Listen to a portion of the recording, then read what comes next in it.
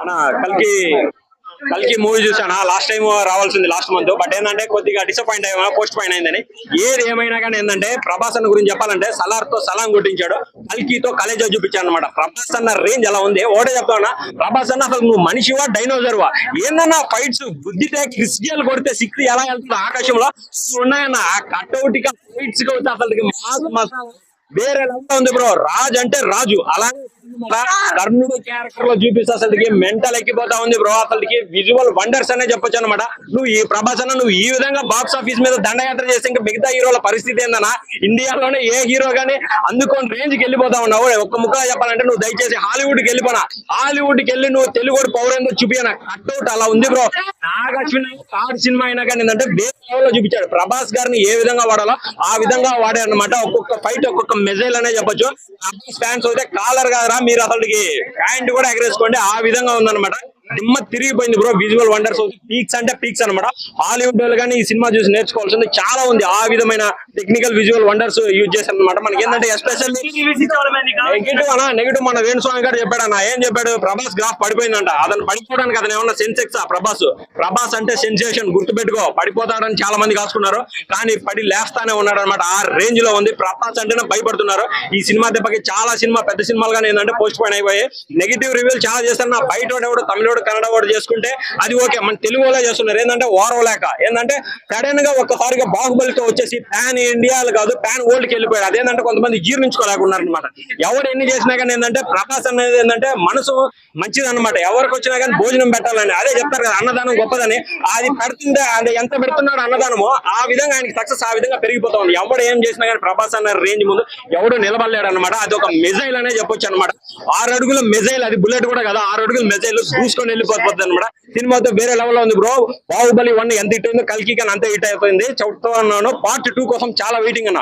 అసలు ఈ బాహుబలి 2 కోసం ఎంత వెయిట్ చేశారో ఈ సినిమాతోనే పార్ట్ 2 కోసం అంత వెయిట్ చేస్తున్నాను. సినిమా అయితే వేరే లెవెల్ లో తీసుకుని వెళ్ళిపోయి. ఎస్పెషల్లీ అమితాబ్ బచ్చన్ అన్న ఒకటి డైలాగ్ ఉంటుంది కదా, ఇంతవరకు ఓడిపోయిన రికార్డే లేదని. ఇంకోటి హైలైట్ సినిమాకి బుజ్జి అన్న. అసలు ఈ బుజ్జి అసలు ఏంటంటే రియల్ ఫ్రెండ్ గా చూపించారనమాట. దీంట్లో ఎమోషన్స్ ఉంటుంది, కామెడీ ఉంటుంది, అన్ని ఉంటాయి అనమాట. అన్ని సినిమాలు చూడండి అర్థమవుతుంది. ఇంకోటి మనకి ఆర్జీవీని ఎందుకు పెట్టారో అర్థం కాలేదు. అంటే మొన్న పవన్ కళ్యాణ్ గారు దెబ్బకు భయపడే ఉన్న సినిమాలు యాక్టర్ గా మారాడేమో తెలియదు అనమాట. అలాగే రాజమౌళి గారు ఉన్నారనమాట. సినిమా అయితే చాలా బెటర్ గా ఉంది. బ్రహ్మానందం కామెడీ, బ్రహ్మానందం మామ నువ్వు ఎక్కడ కనపడ్డా కానీ అది వేరే లెవెల్లో ఉంటుంది. రెబల్ లెవెల్ కామెడీ ఎంత బాగుంది ఈ సినిమాలో కానీ. కొంచెం కనిపించినా కానీ చాలా బెటర్ గా అనిపించింది. అలాగే దీపిక పడుకొనే నటించింది అని చెప్పొచ్చు అనమాట. ఆ విధమైన ఎక్స్ప్రెషన్స్ ఇచ్చింది అనమాట. సినిమా అయితే చాలా బెటర్ గా ఉంది బ్రో. లాస్ట్ బుజ్జి అయితే హైలైట్ అన్న. బుజ్జి కూడా ఫైట్ చేస్తుంది, అదవుతుంది అసలుకి వండర్ఫుల్ అనే చెప్పొచ్చు బ్రో. సినిమా అయితే వేరే లెవెల్, ఇంకా చెప్పాల్సిన అవసరం లేదు. ఇంకా రికార్డులన్నీ చింపేశాడనే చెప్పొచ్చు అనమాట. ఒక రికార్డ్ అనే కొత్త పుస్తకం ప్రభాస్ అనేది తెరుస్తాడు.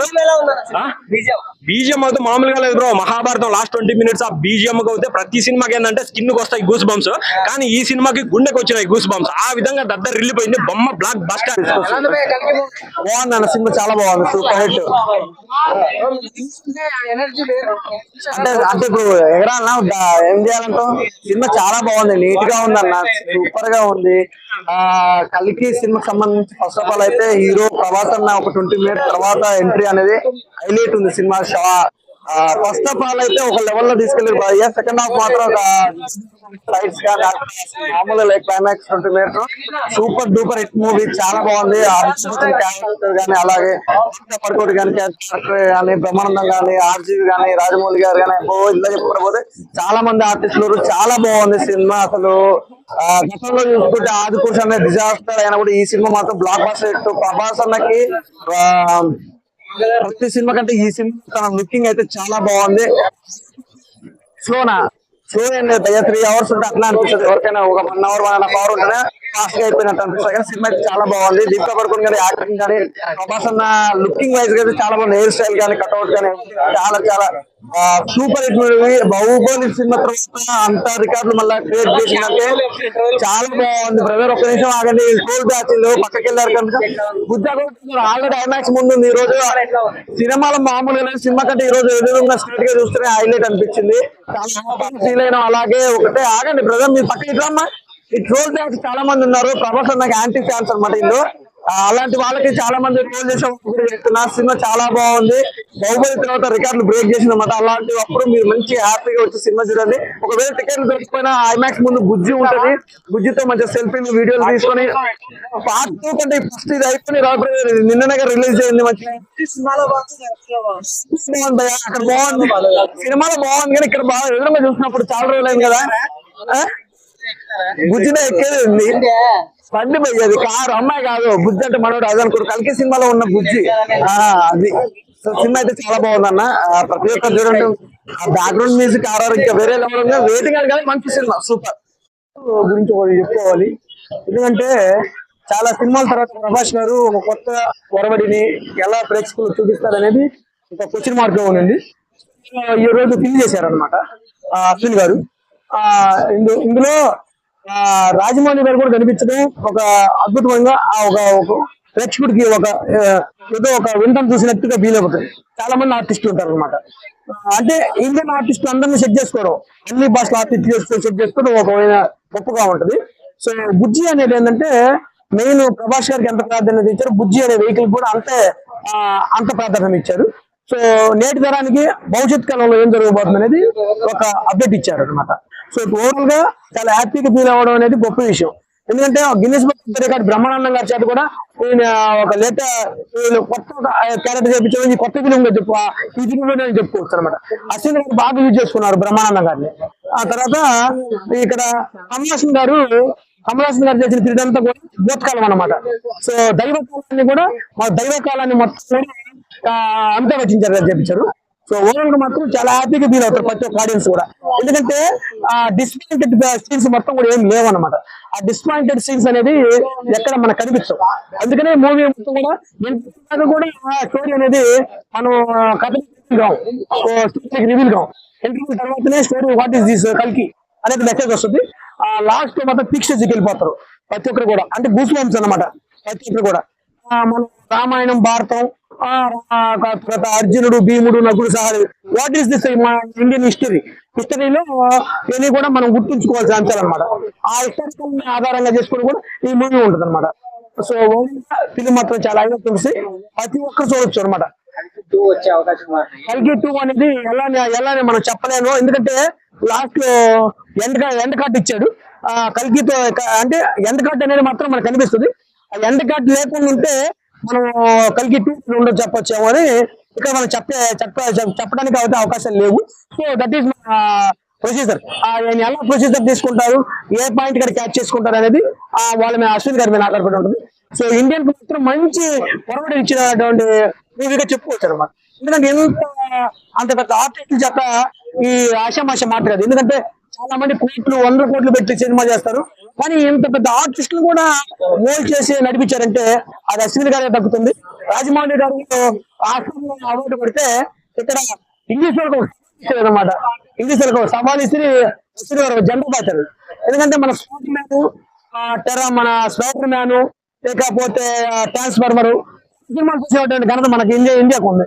సో వాటన్నిటిని కూడా ఒక 2 గంటల థియేటర్ మొత్తం క్యాచ్ చేయడం అంటే this is not a joke. So I'm happy. నేను ఎక్స్పెక్టేషన్ చేశాను. కొన్ని వర్తమాన భూతకాలం అని నేను ఫస్ట్ లుక్ వచ్చినప్పుడు నాకు నేనే ఊహల్లోకి వెళ్ళాను. నా ఊహలకు దగ్గరగా ఈ ఫిల్మ్ ఉంది. సో నేను చాలా సంతోషపడుతున్నాను ఈరోజు.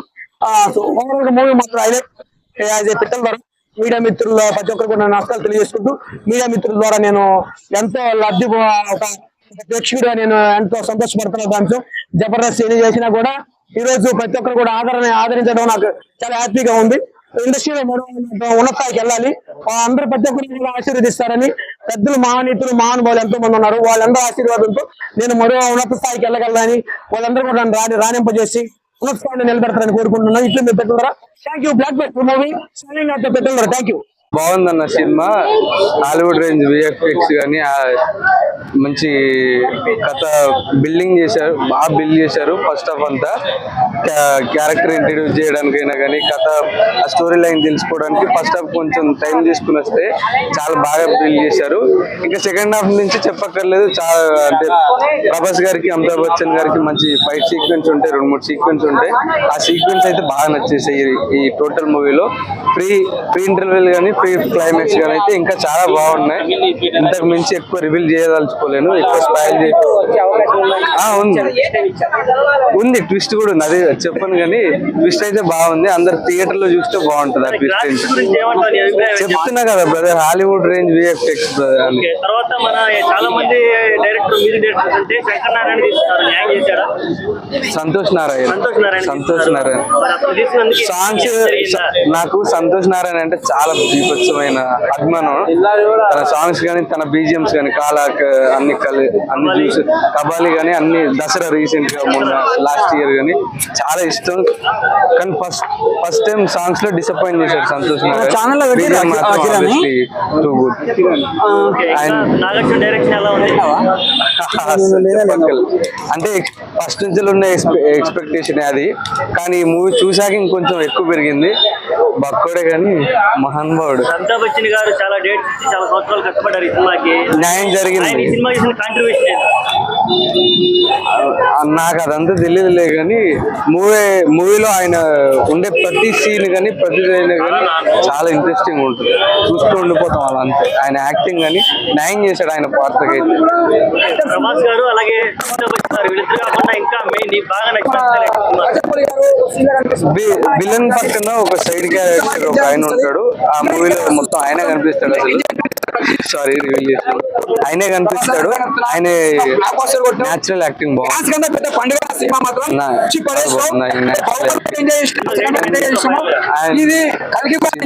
Cinema rating